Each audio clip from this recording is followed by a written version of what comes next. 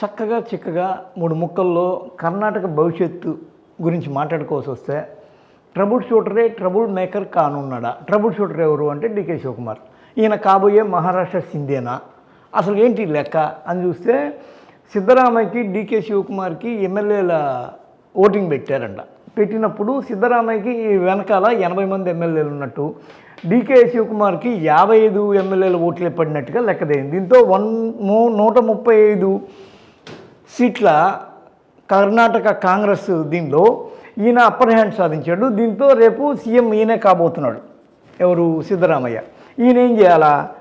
అసలు ఏంటి సిద్ధరామయ్య బ్యాక్గ్రౌండ్, ఎందుకు ఈయన్ని వెనక్కి లాగుతోంది ఇది అని చూస్తే ఈయనకి ఒక 19 ఈడీ మనీ లాండరింగ్ లాంటి కేసుల వ్యవహారంలో ఈయనకి కొన్ని మైనస్ పాయింట్లు ఉన్నాయి. ఈయన ఏంటంటే 1000 చిల్లర కోట్ల పైగా ఆస్తులు ఉన్నట్టుగా అఫిడవిట్లో రాయడం, అవి గతంలో 800 చిల్లర ఉండడము. ఈయనకి ప్రాబ్లమ్స్ ఉన్నాయి. ఈయన ఒక్కిలిక సామాజిక వర్గానికి సంబంధించిన కర్ణాటక నేత. కనకపురలో 1962లో పుట్టారు. 8 సార్లు ఎమ్మెల్యేగా, ఎన్నోసార్లు మంత్రులుగా, విద్యుత్ శాఖ మంత్రి, వివిధ హోదాల్లో ఆయన పనిచేసిన అనుభవం ఉంది. ఈయనకి ఎప్పటికైనా సరే కర్ణాటకకి ముఖ్యమంత్రి కావాలన్న బలమైన ప్రగాఢమైన వాంఛ ఉంది. ఈయన ట్రబుల్ షూటర్గా ఇప్పటి వరకు మహారాష్ట్రలో కూడా విలాసరావు దేశ్ముఖ్ లాంటి సీఎంల యొక్క అధికారాన్ని నిలబెట్టిన ఘనుడు. ఆ తర్వాత అహ్మద్ పటేల్ లాంటి వారిని ఎంపీగా చేయడంలో కీలక పాత్ర పోషించి శివకుమార్ని వదిలితే చాలు అక్కడున్న ఎంత పెద్ద సమస్య అయినా సరే సమసిపోద్ది అన్న ఒక పేరు ప్రఖ్యాతులు ఈయనకి పార్టీలో ఉన్నాయి. అంటే ఈయన ఏంటంటే ఇప్పుడు సిద్ధరామయ్య ఉన్నాడు. సిద్ధరామయ్య ఏంటంటే ఒక నార్మల్ గోయింగ్ కురుబ సామాజిక వర్గానికి సంబంధించిన వ్యక్తి. ఈయన ఇదే డీకే అట్ట కాదు, తిమ్మిని బమ్మిని చేయగలడు, అప్పుని డౌన్ చేయగలడు, డౌన్ అప్పు చేయగలడు, దేన్నైనా ఏదైనా మనకి సాధ్యమే అనే ఒక మ్యాజిక్ ఫిగర్ లాంటి వాడు డీకే శివకుమార్. ఇలాంటి డీకే శివకుమార్కి ఏ రోజైనా సరే కన్నడ అధికార పీఠాన్ని, ముఖ్యమంత్రి పదవిని చేజెక్కించుకోవాలి, తద్వారా నేను DK is a great, DK is a legendary leader in present Karnataka politics అని ఒక బలమైన ఇది ఉంది, ఈయనకి ఆలోచన ఉంది. ఇలాంటి ఆలోచనలో ఇప్పుడు నెక్స్ట్ రేపటి రోజున ఈయనకి ఏదో ఒక మంత్రి పదవి కానీ, ఉప ముఖ్యమంత్రి పదవి కానీ ఇలాంటివి ఇవ్వచ్చు. ఇంకా అక్కడ కొన్ని సమస్యలు కూడా ఉన్నాయి. ముస్లింలకి ఉప ముఖ్యమంత్రి పదవి కోరుతున్నారు అక్కడ. ఎందుకంటే ఆ తర్వాత లింగాయతులకు కూడా ప్రధాన ఇది ఇవ్వాలి, కీలకమైన పాత్రని అక్కడ కల్పించాలి. ఎందుకు అంటే లింగాయతులు తొలిసారిగా బీజేపీని కాదని చెప్పి కాంగ్రెస్లోకి ఎంట్రీ ఇచ్చారు, ఈ కాంగ్రెస్కి ఓటేశారు. ఈ క్రమంలో డీకే అనేవాడు చితికిపోయే పరిస్థితి ఉండొచ్చు.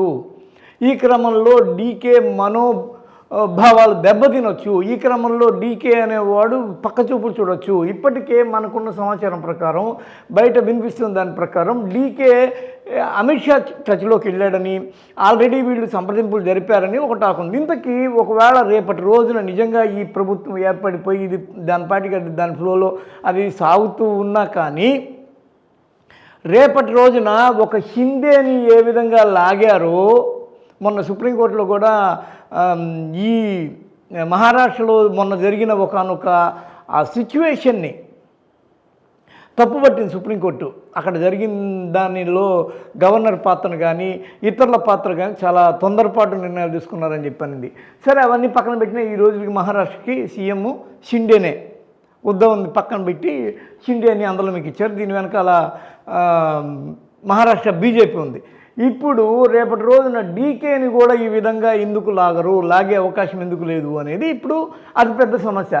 డీకేని లాగితే ఎలా లాగలరు, వాళ్ళ దగ్గర ఉన్న బలాబలాలు ఏంటి అని చూస్తే డీకే వెనక 55 మంది ఎమ్మెల్యేలు ఉన్నట్టుగా ఇప్పుడు తెలిసింది. ఎందుకంటే 135 మందిలో మాకు సీఎం కావాలని 80 మంది సిద్ధరామయ్యని కోరుకుంటే మిగిలిన వాళ్ళు 55 మంది డీకేని కోరుకున్నట్టుగా ఇక్కడ తేలిపోయింది కదా 130లో. ఈ క్రమంలో 55 మంది ఇక్కడ తేలగా ఆల్రెడీ బీజేపీకి ఎంతమంది ఉన్నారు? 66 మంది ఉన్నారు. 55, 66 కలిపితే ఎంత? మరి ఇంకా కావాలి కదా, ఇంకా 2 సీట్లు కావాలి కదా అంటే అప్పుడు జేడీఎస్ 19 సీట్లతో ఉంది. జేడీఎస్ని కూడా పక్కన పెట్టండి.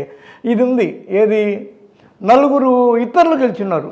ఈ 4 వచ్చి దీనిలో కలిసినా కానీ డీకే శివకుమార్ సీఎం కావడాన్ని ఎవరు ఆపలేరు.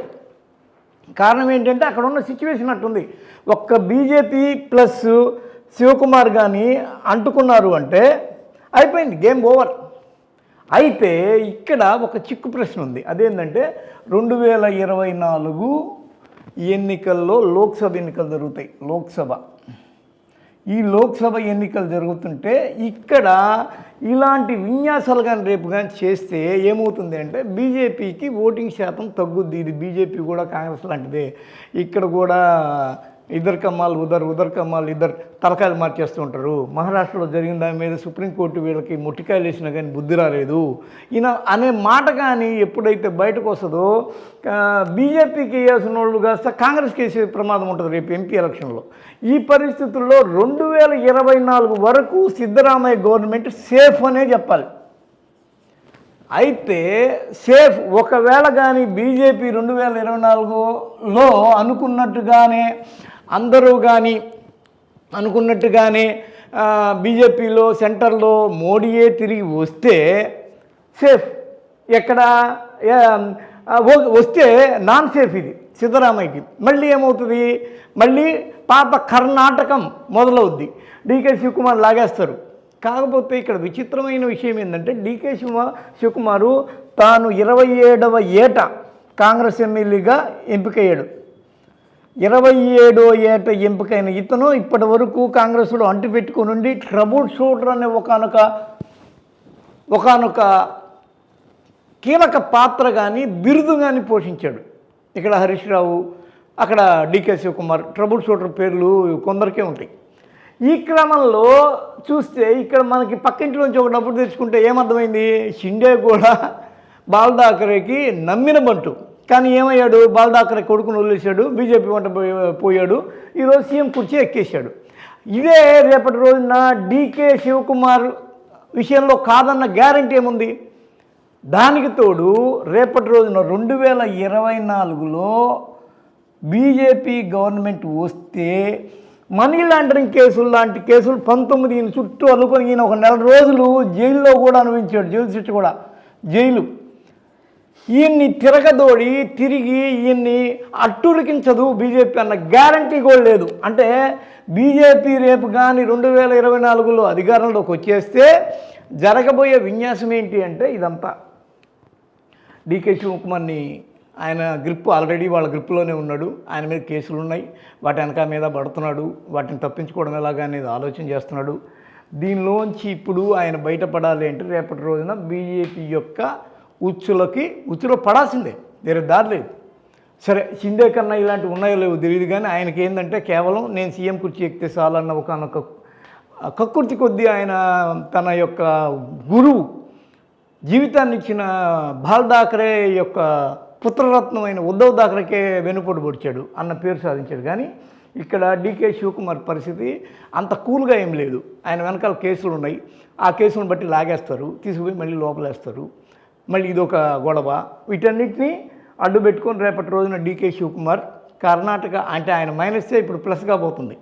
ఈయనకున్న మైనస్సే రేపు కాంగ్రెస్కి మైనస్ కాబోతుంది.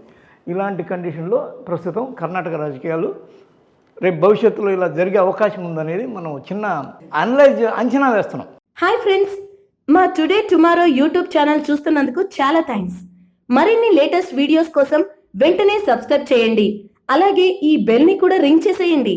మా నోటిఫికేషన్స్ అన్ని మీ మొబైల్లో వస్తాయి. అలాగే మా వీడియోస్ మీకు నచ్చితే లైక్ చేయండి, షేర్ చేయండి, నచ్చకపోతే కామెంట్ చేయండి.